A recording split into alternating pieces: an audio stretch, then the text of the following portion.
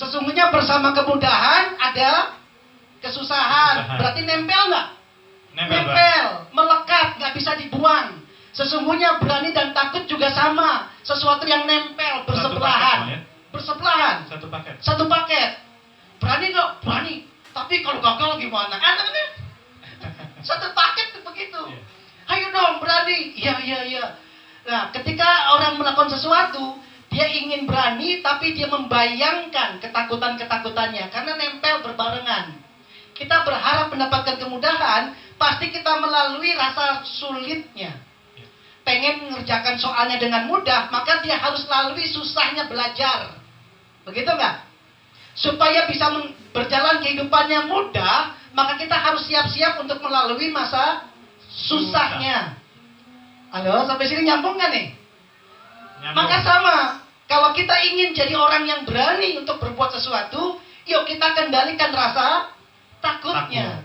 Jadi sebetulnya bukan memunculkan keberaniannya, tapi bagaimana kita mengendalikan rasa takut. Karena itu yang perlu diedukasi, bukan keberaniannya, tapi ketakutannya. Oke, nyambung ya? Oke, yuk kita lanjutkan.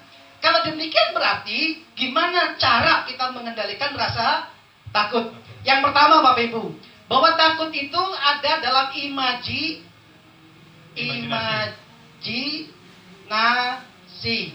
Bapak Ibu takut sama setan nggak? Itu adanya di mana? Di TV, Bang. Imajinasi sama di TV. Di film, di TV. Semuanya dalam imajinasi.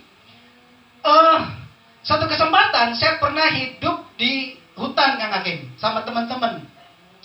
Begitu mau sholat subuh, ada suara. Begitu. Ada, ini jangan-jangan harimau. Kita nggak berani keluar ruangan, Bapak Ibu. Dilihat nggak harimaunya? Tidak. Hanya didengar. Lalu diimajinasikan. Sehingga kami nggak berani bertindak. Ternyata pada itu ember yang bergetar karena angin. Betul. Itu ember bergetar karena angin sehingga bunyinya kami pikir itu harimau.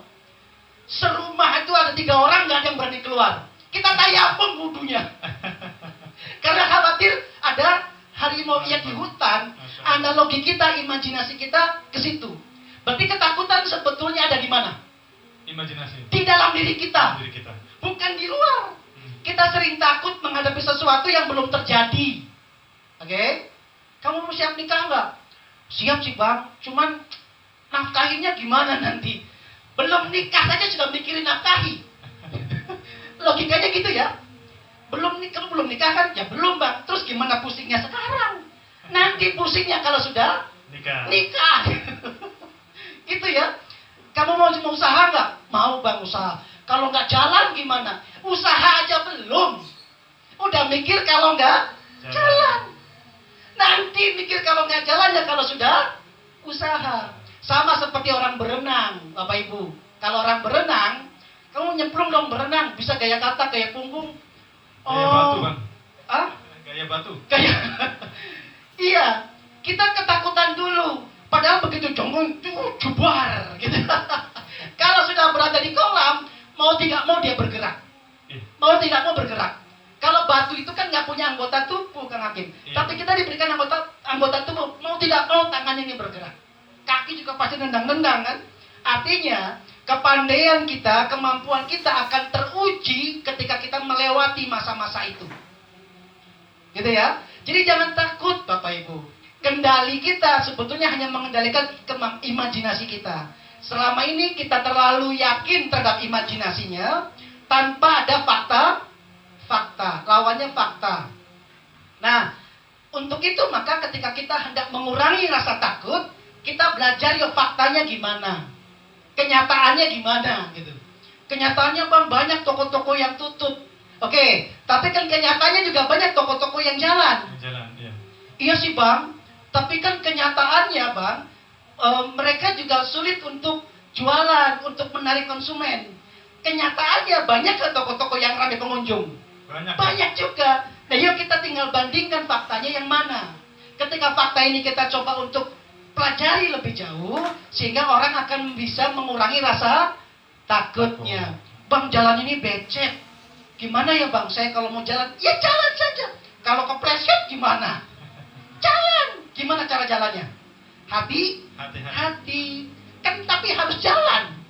Kalau nggak jalan, nggak bisa. Gitu ya Bapak Ibu. Jadi untuk mengetahui bahwa kita bisa atau tidak, faktanya, karena ketika kita melakukan itu memberikan fakta kepada kita. Oh ternyata naik sepeda itu nggak susah. Dipegangin pelan-pelan gitu ya. Ayo jalan. Itu menunjukkan bahwa supaya otak kita menerima faktanya mengendarai sepeda itu mudah. Anak-anak kan diajarkan begitu. Iya, Dipegang belakangnya, ya nak, pegang pelan-pelan. Itu menunjukkan supaya dalam faktanya memahami bersepeda mudah. Lama-lama dilepas. Ya loh. Kemudian gampang pak. Bapak belakang. Bapaknya di belakang. Tapi itu menunjukkan bahwa fakta penting. Jadi Bapak Ibu, kemampuan Allah memberikan imajinasi kepada kita tujuannya bukan untuk membayangkan rasa takut, tapi sebetulnya yang kita bayangkan harapan baiknya. Harapan apa Bu? Harapan baik. Tapi kita sering sekali menggunakan imajinasi terhadap harapan buruk. Saya pengen sih bang, pengen mulai dagang.